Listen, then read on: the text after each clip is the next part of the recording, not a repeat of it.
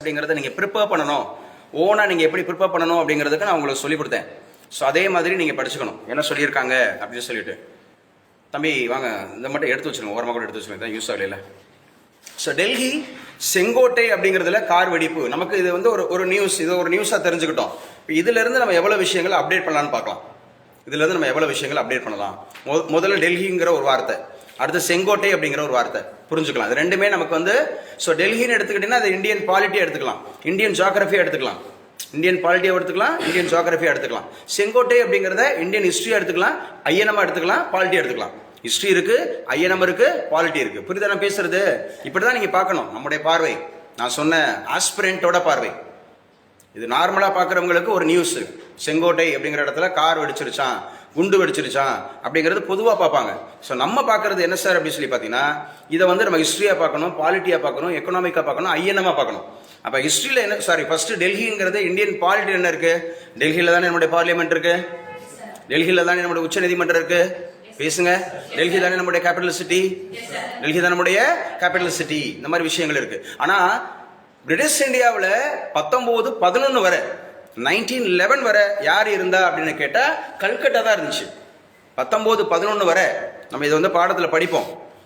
அப்ப 1911 வரை நம்ம இந்தியாவினுடைய கேபிட்டல் சிட்டியாக இருந்தது வெஸ்ட் பெங்காலில் இருக்கக்கூடிய கல்கட்டா. ஏன்னா 1911 தான் ஹார்டின்ஜ் பிரபு அப்படிங்கிறவர், ஹார்டின்ஜ் பிரபு. இதை நம்ம இப்போ நான் பேசிட்டு இருக்கிறது ஐஎன்எம், இந்தியன் நேஷனல் மூவ்மெண்ட், நம்ம சப்ஜெக்ட்டுக்கு தேவை. அப்போ 1911 தான் ஹார்டின்ஜ் பிரபு அப்படிங்கிறவர் என்ன பண்ணுவாரு, டெல்லிக்கு ஷிஃப்ட் பண்ணுவாரு கேபிட்டல் சிட்டியை ஃப்ரம் கல்கட்டா. அப்போ from Calcutta to Delhi, the capital city was shifted from Calcutta to Delhi by Hardinge பிரபு அப்படிங்கறத ஞாபகம் வச்சுக்கணும். அந்த காலகட்டத்தில் தான் டெல்லி தர்பார்னு ஒன்று நடக்கும். டெல்லி தர்பார் 1911. அதுக்கு தான் வந்து பார்த்தீங்க அப்படின்னு சொன்னால் 5ஆம் சார்ஜ் அப்படிங்கிற ஒரு மன்னர் வருவார். 5ஆம் சார்ஜ் 5 அப்படிங்கிற மன்னர் வருவார், நம்ம டெல்லிக்கு வருவார். இது வரலாறு பாருங்க. அப்போ டெல்லி, செங்கோட்டை, கார் வெடிப்பு, இந்த மாதிரி கான்செப்டில் நாம கொஞ்சம் சப்ஜெக்ட் அப்டேட் பண்ணுறோம். அப்போ டெல்லி அப்படிங்கிறதோட கேபிட்டல் சிட்டி எப்போ வந்துச்சு உள்ள? 1911. அந்த 1911 தான் கல்கட்டாவில் காங்கிரஸேஷன் நடக்கும். பேசுறது புரியுதா? அங்கதான் முத ஜனகணமன பாடப்படும். ஜனகணமன 1911 அப்படியே நான் சொல்ல நோட்ஸ் எடுக்கணும். நோட்ஸ் எடுக்கிறது ஒரு கலை. கேள்வி கேட்டுட்டு அப்படியே அமைதியா இருக்கக்கூடாது. ஆன்லைன்ல நோட்ஸ் எடுக்கிறீங்களா?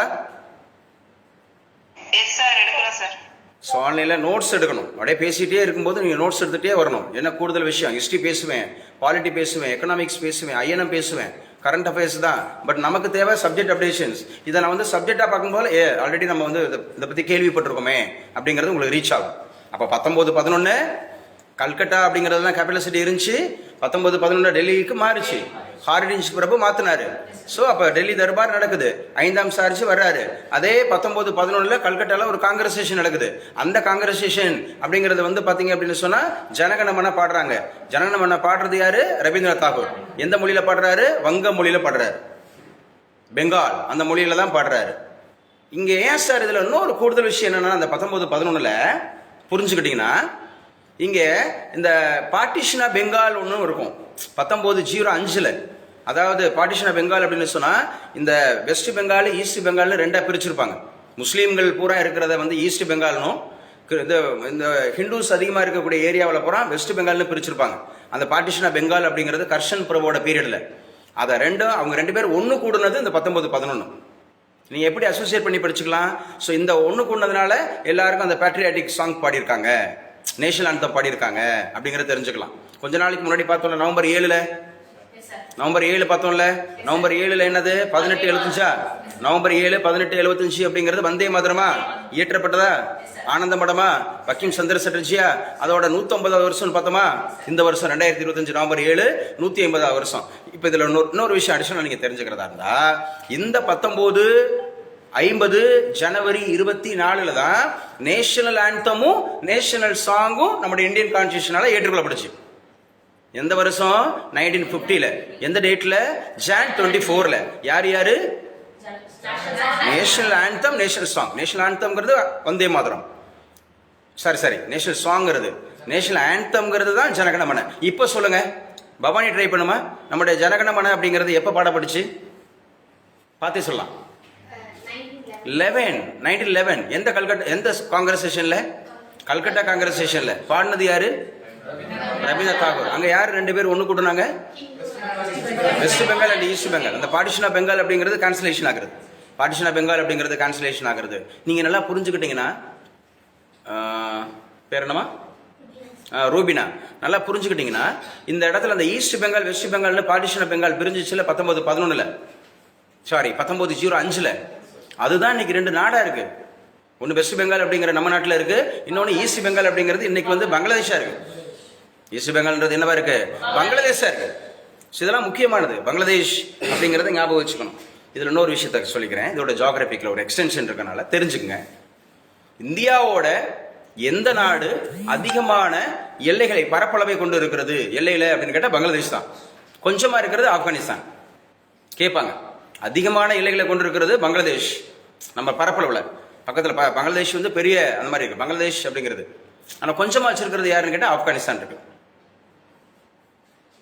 ஏன்னா ஆப்கானிஸ்தான் அப்படிங்கிறது நமக்கு பாகிஸ்தான் வழியாக விட்டுறணும்.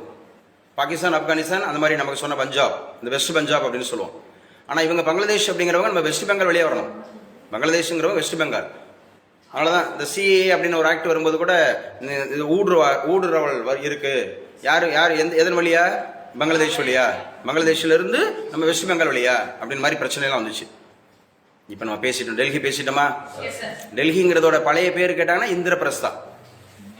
இந்திரபிரஸ்தா டெல்லியோட பழைய பேர் கேட்டாங்கன்னா இந்திரபிரஸ்தா. அதனாலதான் அதுல வந்து ரெண்டு டெல்லி இருக்கும். இங்க பாத்தீங்கன்னா ஓல்டு நியூன்னு இருக்கும். சரியா? அந்த ஓல்டுக்கு பேர் தான் இந்திரபிரஸ்தா. நியூ அப்படிங்கிறது ஏன்னா அவங்க ஊர், அவங்க ஆங்கிலேயர்கள் இருந்தது ஓல்டு. இப்ப நம்ம இருக்கிறது நியூ.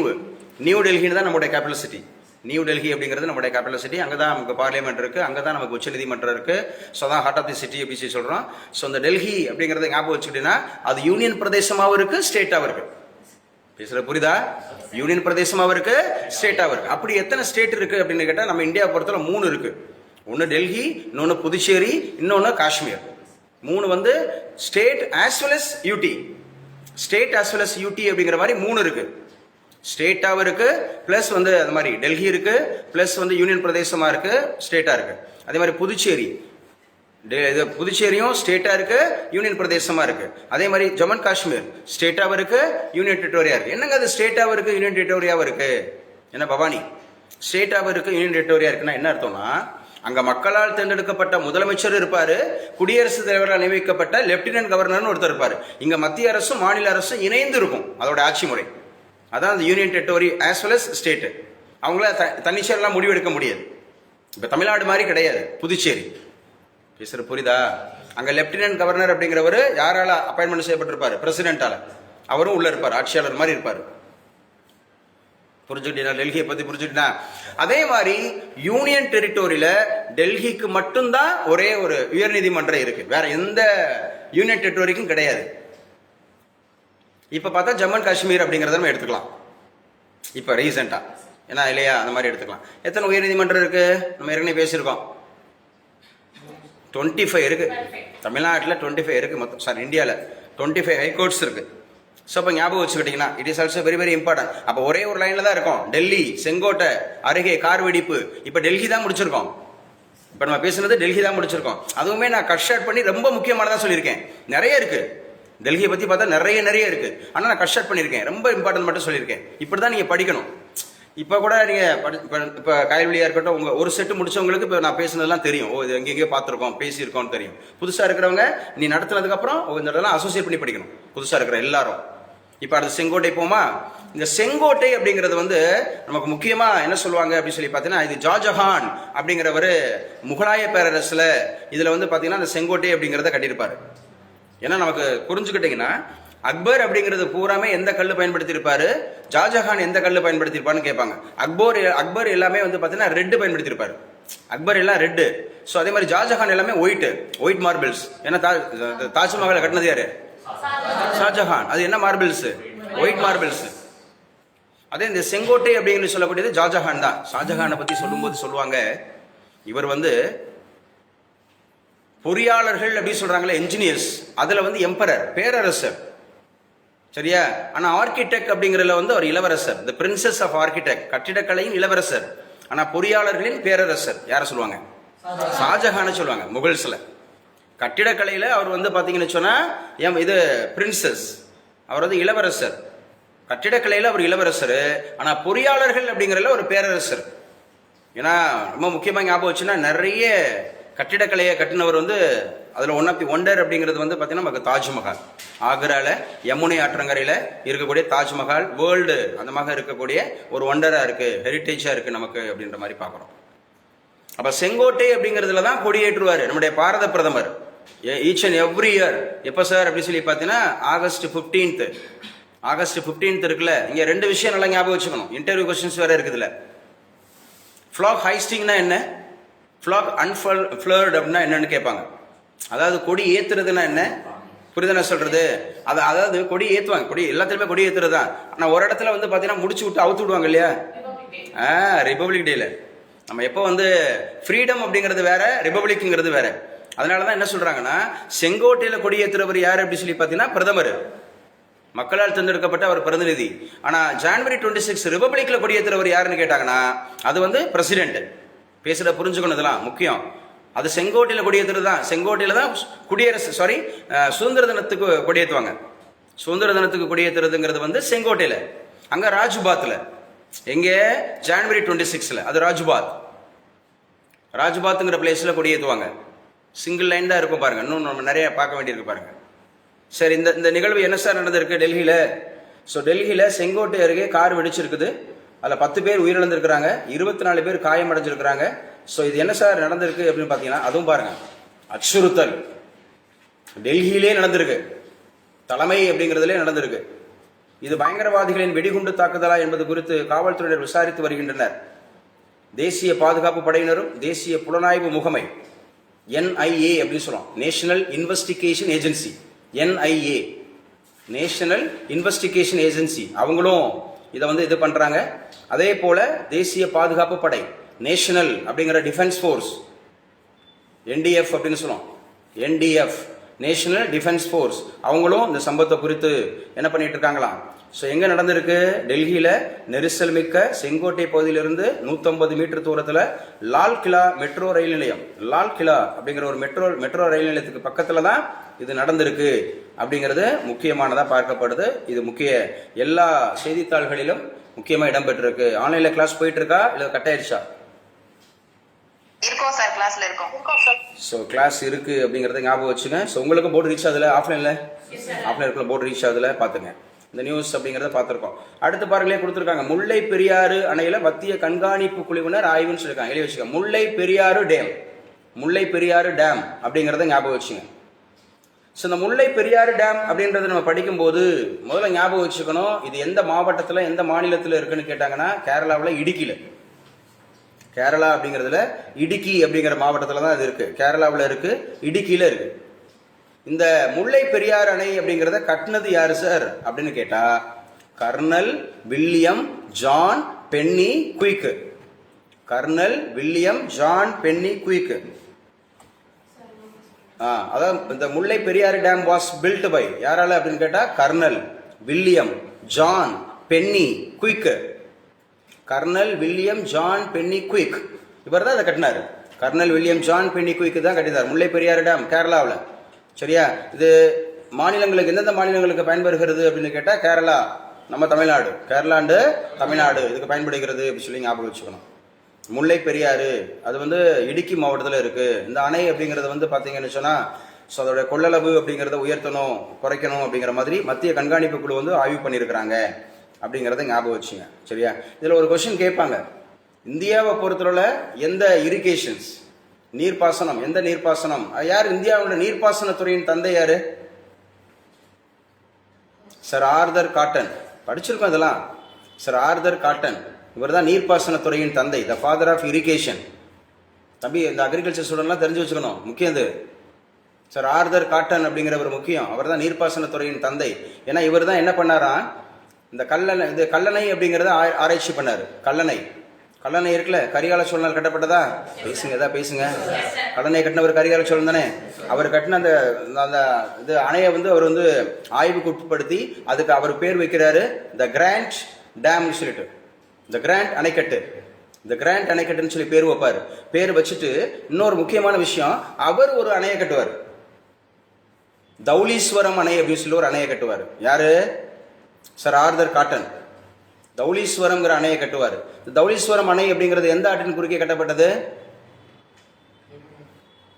யமுனையா? ஆன்லைன்ல அப்படியே தூங்குறீங்க என்ன? தமிழ், இது தமிழ்லயும் இருக்கு, தமிழ் படத்துல இருக்கு. தௌலீஸ்வரம் அணை கோதாவரியின் குறுக்கே. தென்னிந்தியாவில் மிக நீளமான ஆறுன்றது கோதாவரி. சவுத் இந்தியாவில் மிக நீளமான ஆறுன்னு கேட்டாவே கோதாவரி. அந்த கோதாவரியின் குறுக்கே தான் வந்து பார்த்தீங்கன்னா தௌலீஸ்வரம் அணை அப்படிங்கிறத கட்டினவர் சர் ஆர்தர் காட்டன். இந்த சர் ஆர்தர் காட்டன் அப்படிங்கிறவர் தான் இந்திய நீர்ப்பாசனத்துறையின் தந்தை. அப்போ இந்தியாவில் என்னென்ன இம்பார்ட்டன்ட் டேம்ஸ் இருக்குன்னு தெரிஞ்சுக்கணும். தமிழ்நாட்டில் என்ன இம்பார்ட்டன்ட் டேம்ஸ் இருக்குன்னு தெரிஞ்சுக்கணும். டேம்ஸ் வச்சு ஒரு கொஸ்டின் கண்டிப்பாக கேட்பான், டேம்ஸ்ன்னு சொல்லி. இப்போ நம்ம ஊரில் வந்து பார்த்தீங்கன்னு சொன்னால் மேட்டூர் டேம் அப்படிங்கிறது எந்த ஊரில் இருக்கு? மேட்டூர், சேலத்தில் தான் இருக்கு. மேட்டூர்ன்றது சேலம். அது வந்து ஸ்டான்லி அணைன்னு சொல்லுவாங்க. என்ன அணை? ஸ்டான்லி அணை. அதில் தான் காவேரி நீர் அப்படிங்கிறது நம்ம கர்நாடகத்திலிருந்து தமிழகத்துக்கு வரக்கூடிய அந்த டேம், அதில் ஒரு டேம். அதே மாதிரி வைகை டேம் எங்கே இருக்கு? தேனி, தேவதானப்பட்டி, தேனி மாவட்டம் தேவதானப்பட்டியில் இருக்கு வைகை டேம் அப்படின்னு சொல்லக்கூடியது. சரியா? ஸோ இந்த டேம்ஸ், இம்பார்ட்டன்ட் டேம்ஸ்லாம் தெரிஞ்சு வச்சுக்கணும். எங்க நமக்கு வந்து பாத்தீங்கன்னா சட்லஜ் ஆற்றின் குறுக்கே கட்டப்பட்டிருக்கக்கூடிய டேமுக்கு பேர் என்ன? பக்ரானங்கல். சட்லஜ் ஆற்றின் குறுக்கே கட்டப்பட்டதுக்கு பேர் என்ன? பக்ரானங்கல். சரி, இப்ப மகாநதியின் குறுக்கே கிராகுட். மகாநதியின் குறுக்கே கிராகுட். ஸோ இதெல்லாம் முக்கியமானது. நமக்கு வந்து இன்னும் சிங்கிள் பேஜில் தான் இருக்கிறோம். ஸோ நம்ம படிக்கும்போது இதில் எவ்வளோ ஜியாகிரபி வருது பாருங்க. படிக்கும்போது இப்படி தான் படிக்கணும். சரி சொல்லுங்க. ஆக்சுவலாக வந்து எந்த அணையை ஆய்வு செய்வதற்காக மத்திய குழு வந்திருக்கு? முல்லை பெரியாறு. முல்லை பெரியாறு எந்த மாநிலத்தில்? கேரளா. எந்த மாவட்டத்தில்? இடுக்கி. அதை கட்டினவர் யாரு? Colonel William John Pennycuick. Colonel William John Pennycuick அவர் தான் கட்டினாரு அப்படிங்கறத ஞாபகம் வச்சணும். Colonel William John Pennycuick. So அடுத்து பாருங்க, நீதிபதிகள் மீது அவதூறு. உச்சநீதிமன்ற தலைமை நீதிபதி ஆதங்கம். யாருங்க இப்ப உச்சநீதிமன்ற தலைமை நீதிபதி? ஸோ நல்லா ஞாபகம் வச்சு வரணும். சூரியகாந்த்ன்றது இன்னும் அப்பாயின்மெண்ட் கொடுக்கல, நவம்பர் 24 தான் வர்றாரு. இப்ப பிஆர் கவாய் தான். யாருங்க? பிஆர் கவாய். நெக்ஸ்ட் டேர்ம் தான் அவர் பதவியேற்றதுக்கு பிறகு தான் அவரு. ஸோ நல்லா ஞாபகம் வச்சுக்கணும். நீதிமன்றங்களில் வழக்கு தொடுக்கும் நபர்கள் தமக்கு சாதகமாக தீர்ப்பளிக்காத நீதிபதிகள் மீது அவதூறான குற்றச்சாட்டுகளை சுமத்தும் போக்கு அதிகரித்து வருவதாக உச்சநீதிமன்ற தலைமை நீதிபதி பிஆர் கவாய் ஆதங்கம் தெரிவித்துள்ளார். தெலுங்கானா முதல்வர் ரேவந்த் ரெட்டிக்கு எதிராக பட்டியலினத்தவர், பழங்குடியினர் வன்கொடுமை தடுப்பு சட்டத்தின் கீழ் பதிவு செய்யப்பட்ட குற்றவியல் வழக்கை மாநில உயர்நீதிமன்ற நீதிபதி மௌஸ்மி பட்டாச்சாரியா ரத்து செய்தார். இதையடுத்து அந்த நீதிபதி பாரபட்சமாக செயல்படுவதாக அவர் மீது அவதூறான குற்றச்சாட்டுகளை இந்த மாதிரி நீதிபதிகள் மீது அவதூறு, அதாவது ஒருத்தருக்கு சாதகமாக அவங்க வந்து தீர்ப்பளிக்கலைன்னா அவங்கள பத்தி நிறைய அவதூறு பண்றது, அவங்களை விமர்சனப்படுத்துறது, வைக்கிறது, செருப்பு விட்டு எறிகிறது, அப்படிலாம் இருக்கு அப்படிங்கிறது. இது ஆபத்தானது. சரியா? ரொம்ப முக்கியமானது. அப்போ உச்சநீதிமன்ற தலைமை நீதிபதி இப்ப யாரு? பிஆர் கவாய். அடுத்து 53 தான் யாரு? சூரியகாந்த். சரியா? சூரியகாந்த் வந்து பாத்தீங்கன்னா அடுத்த குடியரசுத் தலைவரால் பதவி பிரமாணம் செய்து வைக்கப்பட்ட பிறகுதான் அவர் 53 தலைமை நீதிபதியா மாறுவாரு. ஸோ ஞாபகம் வச்சுங்க, இது முக்கியமான முதல் பக்க செய்தியில. அடுத்த 3 மாநிலங்கள்ல 2900 கிலோ வெடிகுண்டு அப்படி வந்து வெடிபொருள் வந்து பறிமுதல் செய்யப்பட்டிருக்காங்களாம். சும்மா தெரிஞ்சுட்டு மட்டும் போயிருங்க. பீகார்ல இன்னைக்கு இரண்டாவது கட்ட தேர்தலா? முதல் கட்ட தேர்தல் நவம்பர் 6, ரெண்டாவது வந்து நவம்பர் 11. மொத்தம் 243 தொகுதியா? 243 தொகுதி. தேர்தல் ரிசல்ட் வந்து நவம்பர் 14. நவம்பர் 14. ஸோ பலமுனை போட்டியில மீண்டும் திமுக ஆட்சி தான் அப்படின்ற மாதிரி சொல்லியிருக்கிறாங்க. ஸோ டெல்லி கார் வெடிப்பு சம்பவம், தமிழகத்தில் போலீஸ் உஷார். ஸோ சொல்லிட்டே இருக்கிறாங்க, ரொம்ப கவனமா இருக்கணும். அது மாதிரி கற்போம் தமிழ் இயக்கத்தை பிரபலப்படுத்த வேண்டும், ஆளுநர் ஆரியன் ரவி அப்படிங்கறத ஞாபகம் வச்சுக்கணும். நேற்றுக்கு வந்து பாத்தீங்க அப்படின்னு சொன்னா முதலமைச்சர் திருச்சியில ஒரு முக்கியமான திட்டத்தை ஆரம்பிச்சாரு. அன்புச் சோலை அப்படிங்கிற திட்டம். யாருக்காக? முதியவர்களுடைய நலனுக்காக அப்படிங்கிறது. மாஸ்கோ செல்லும் அயல்நாட்டு சுற்றுலா பயணிகளில் இந்தியா 2வது இடம். எழுதி வச்சுங்க, மாஸ்கோ. இந்த மாஸ்கோ அப்படிங்கிறதுக்கு போறதுல உலக நாடுகள்ல இந்தியா 2வது இடத்துல இருக்கான். அப்ப முதல் நாடு எந்த நாடுன்னு தெரியல, அருகாமையில் இருக்க நாடா இருக்குமா இல்ல வேற நாடான்னு தெரியல, ஒருவேளை சீனா இருக்குமோ. ஸோ ரஷ்யாவுக்கு போகக்கூடிய, மாஸ்கோவுக்கு போகக்கூடிய சுற்றுலா பயணிகளில் இந்தியா 2வது இடமா. நிறைய போய் நம்ம மக்கள் வந்து அங்க போய் டூரிஸ்ட் போறாங்க. ஆனா இப்ப எல்லாம் போகக்கூடாது இங்க, ஏன்னா சண்டை நடந்துட்டு இருக்கு. யார் யாருக்கு? ரஷ்யாவுக்கும் உக்ரைனுக்கும் பல வருஷமா நடந்துட்டு இருக்கு. ரஷ்யா அண்ட் உக்ரைன் அப்படிங்கறத ஞாபகம் வச்சுங்க. ஸோ பள்ளிகளில் நவம்பர் 14 குழந்தைகள் தின விழா. குழந்தைகள் தின விழா அப்படிங்கிறத ஞாபகம் வச்சுங்க. ஏன்னா நம்முடைய பாரத பிரதமர், முதல் பிரதமர் ஸோ ஜவஹர்லால் நேரு பிறந்த நாள் அப்படிங்கிறது. தேசிய திறன் நிறுவனம் 200 கோடியில் மேம்படுத்தப்படும் அப்படின்னு சொல்லிட்டு நம்ம தமிழக அரசு சொல்லியிருக்கு. போலீஸ் பாதுகாப்பு கோரி ஓய்வு பெற்ற IAS அதிகாரி சகாயம் அவர் மனு அப்படிங்கிறத சொல்லியிருக்கிறாங்க. சரியா, அவருக்கு பாதுகாப்பு வேணும் அப்படிங்கிற மாதிரி சொல்லிட்டு. ஸோ நான் பேப்பரை நான் எப்படி காமிச்சு கொடுக்குறேன்னு பாருங்கள். இதெல்லாம் நான் வந்து அப்படியே ஸ்க்ரோல் பண்ணிட்டே போகிறேன்னு பாருங்கள். மற்றெல்லாம் சும்மா வாஸ்து வச்சுக்கணும். இதெல்லாம் நமக்கு முக்கியம் கிடையாது, ஆனால் கண்டிப்பாக தெரிஞ்சு வச்சுக்கணும். இந்த நடிகர் அபிநய் அப்படிங்கிறது காலமானாராம், அவங்களுக்கு தெரிஞ்சிருக்கும். அவர் பாருங்கள் எவ்வளோ அந்த மாதிரி ஃபேராக இருந்தவர். டக்குன்னு இப்படி தான் மனித வாழ்வு அப்படிங்கிறது நிரந்தரமற்றது. சும்மா அந்த உடம்பை வந்து பயங்கரமாக அழகுபடுத்துறது, சரியா, இந்த மாதிரி இருக்கிற விஷயங்கள் அப்படிலாம் இருக்கக்கூடாது. ஸோ லிவர் ஃபெயிலூர் ஆச்சு, அப்படியே உருக்குலைந்து தான் அவருடைய போயிருக்காரு. ஸோ தமிழகத்தில் சித்த மருத்துவ பல்கலைக்கழக பல்கலை விரைவில் தொடக்கம் அப்படிங்கிற மாதிரி சொல்லியிருக்கிறாங்க. தமிழகத்தில் இருக்கக்கூடிய சித்த மருத்துவம் அப்படிங்கிறதோட அந்த ஹெட் அப்படிங்கிற பார்த்தீங்கன்னு சொன்னால் நம்ம தாம்பரத்தில் இருக்கு. அது வந்து யாருடைய பெயரில் இருக்கு? தேசிய சித்த மருத்துவ கல்லூரின்னு ஒன்று இருக்கு தாம்பரத்தில். அது யாருடைய பெயரில் வழங்கப்படுது?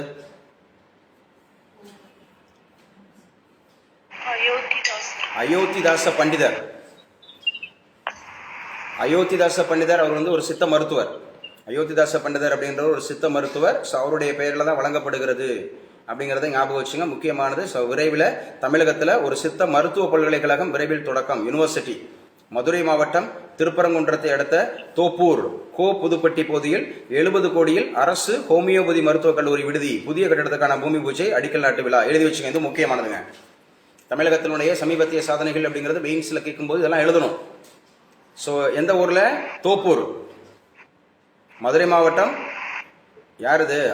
ஆஃப் பண்ணுவீங்க, சவுண்டாக இருக்கு. மாலாமாமா.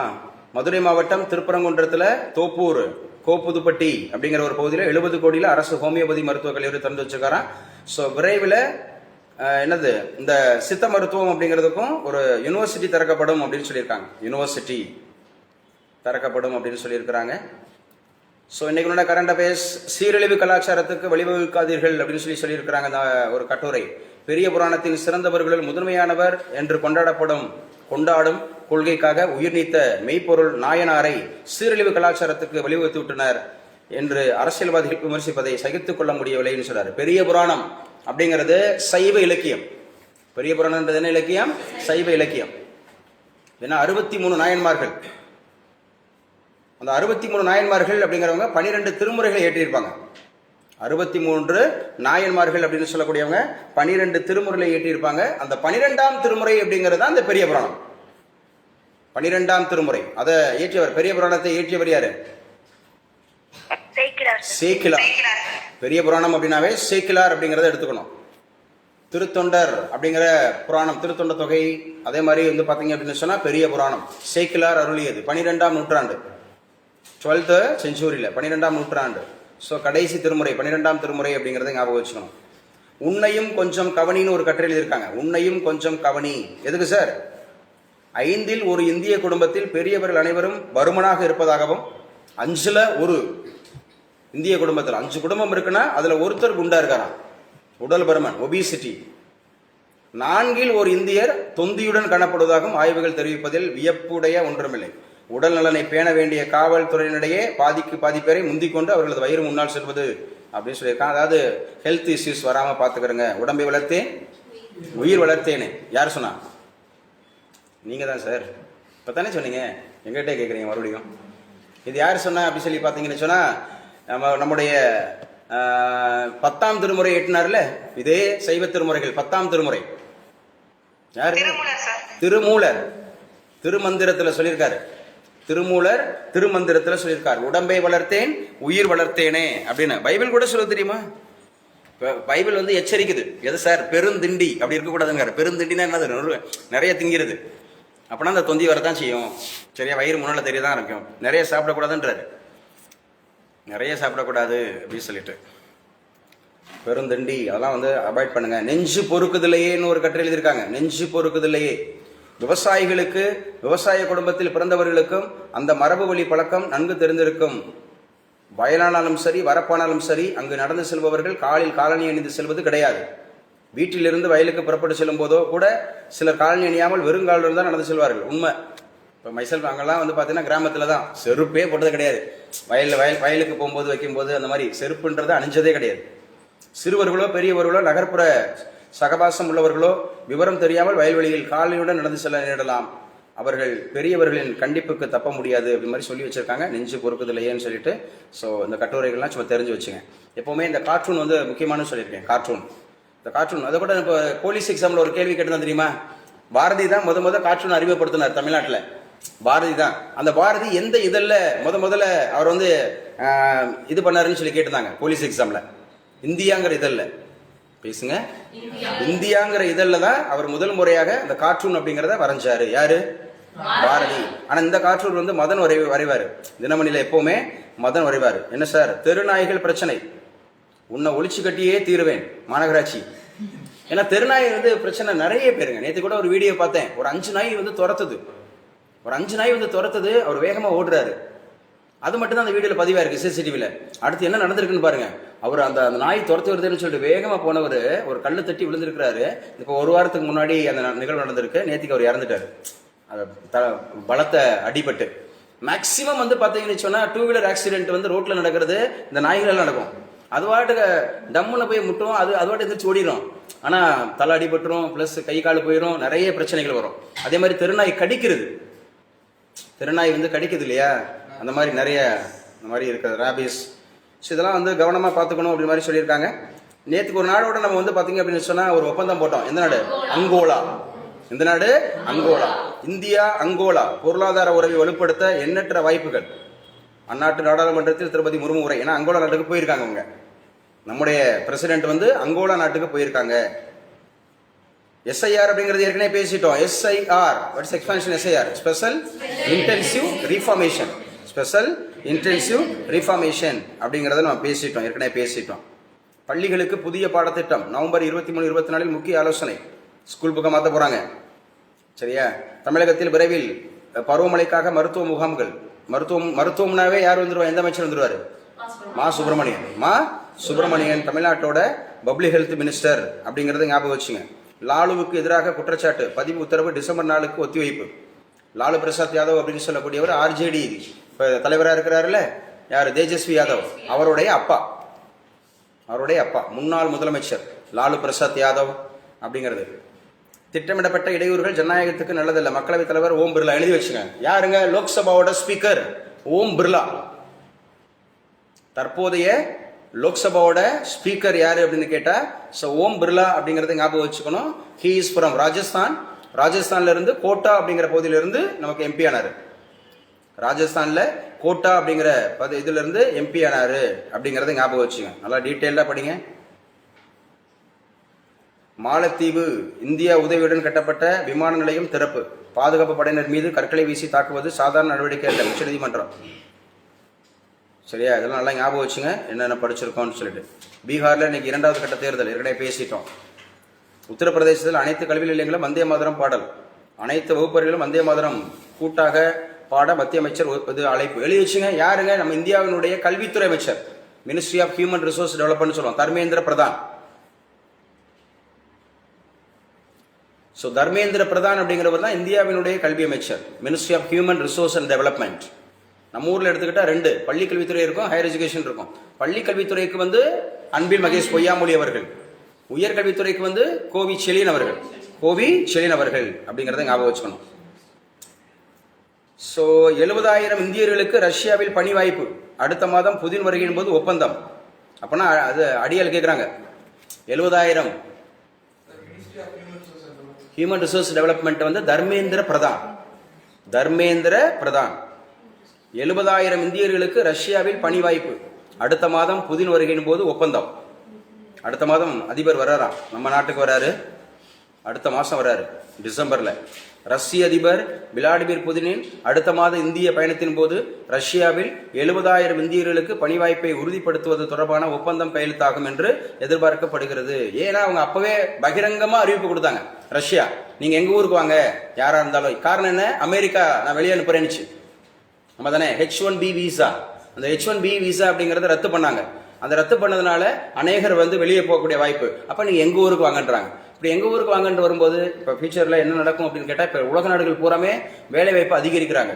ஏன் அப்படின்னு கேட்டால், அந்த ஊரில் மக்கள் தொகை கம்மியாக இருக்கு.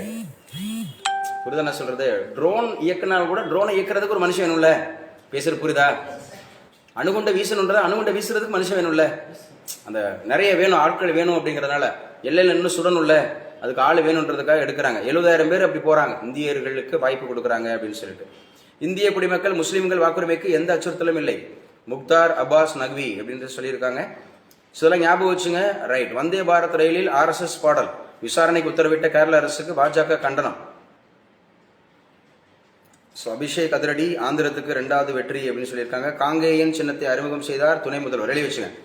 காங்கேயன் இது ஏற்கனவே கேட்கப்பட்ட ஒரு கொஸ்டின் கூட. கடைசி இதில் கேட்டிருந்தாங்க. எதில் சார் அப்படின்னா, செஸ் ஒலிம்பியாடில் என்ன சின்னம் கொடுத்துருந்தாங்கன்னு போட்டித் தேர்வில் பூரா கேட்டிருந்தான். செஸ் ஒலிம்பியாட் நம்ம நடத்தணும், மயிலாப்பூர்லேயே நடத்தணும் செஸ் ஒலிம்பியாட். அதுக்கு என்ன சார், தம்பி அப்படின்னு ஒன்று கொடுத்துருந்தாங்க சின்னம். என்ன சின்னம் கொடுத்துருந்தாங்க? தம்பி. இப்போ நம்ம ஊரில் ஜூனியர் ஆடவர் உலகக்கோப்பை ஹாக்கி நடக்க போகுது சென்னையில். ஜூனியர் ஆடவர் உலகக்கோப்பை ஹாக்கி நடக்க இருக்குது. அதுக்கு என்ன சார் சின்னம் ஒதுக்கப்பட்டிருக்கு? காங்கேயன். கண்டிப்பா உறுதியா ஒரு கொஸ்டின் கேட்பான். காங்கேயன். காங்கேயன் அப்படின்றது ஒரு காளை தானே? காங்கேயன் அப்படிங்கிற ஒரு காளை. பைசன் அப்படின்றதும் காளை. பைசன் அப்படின்னு ஒரு திரைப்படம் வச்சாங்கல்ல, காளை மாடு அப்படிங்கிறது. இது காங்கேயன் அப்படிங்கிற ஒரு காளை. ஸோ அந்த காளை தான் இதுக்கு வச்சிருக்காங்க. ஜூனியர் ஆடவர் உலகக்கோப்பை ஹாக்கி, மென்ஸ் கிரிக்கெட், ஜூனியர் மென்ன கிரிக்கெட் அப்படிங்கிறது ஞாபகம் வச்சுக்கணும். உலகக்கோப்பை நடக்குது, சென்னையில் நடக்குது.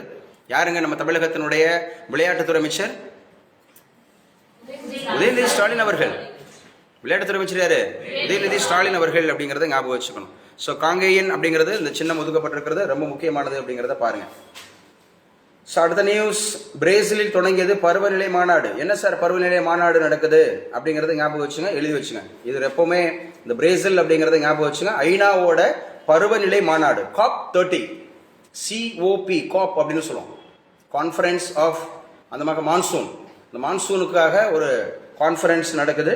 எங்க சார் நடக்குது அப்படின்னு கேட்டால் பிரேசில் நடக்குது. பிரேசில் அப்படிங்கிறது நடக்குது. இதுல இருந்து மொத்தம் 50,000 பேர் கலந்துக்கிறாங்களாம் பல்வேறு நாடுகள்ல இருந்து. யாரு சார் பிரேசிலோட அதிபர்? லூயிஸ் இனாஷியோ லூலா டா சில்வா. லூயிஸ் இனாஷியோ லூலா டா சில்வா, பிரேசில். பேரு லூயிஸ் இனாசியோ லூலா டா சில்வா. லூயிஸ் இனாஷியோ லூலா டா சில்வா அவர் தான் பிரேசிலோட அதிபர். ஸோ பிரேசிலோட அதிபர் அப்படிங்கிற பிரேசிலில் தான் இப்போ பருவகால உச்சி மாநாடு நடக்குது அப்படின்னு. அப்போ உலகக்கோப்பை ஜூனியர் ஆடவர் அந்த மாதிரி ஹாக்கி போட்டி எங்கே நடைபெறுது? சென்னை. ஸோ அது யார்? அதுக்கு வந்து என்ன சின்னம் ஒதுக்கி இருக்காங்க? காங்கேயன் அப்படிங்கிறத ஞாபகம் வச்சுக்கணும். காங்கேயன் அப்படிங்கிறத ஞாபகம் வச்சுங்க.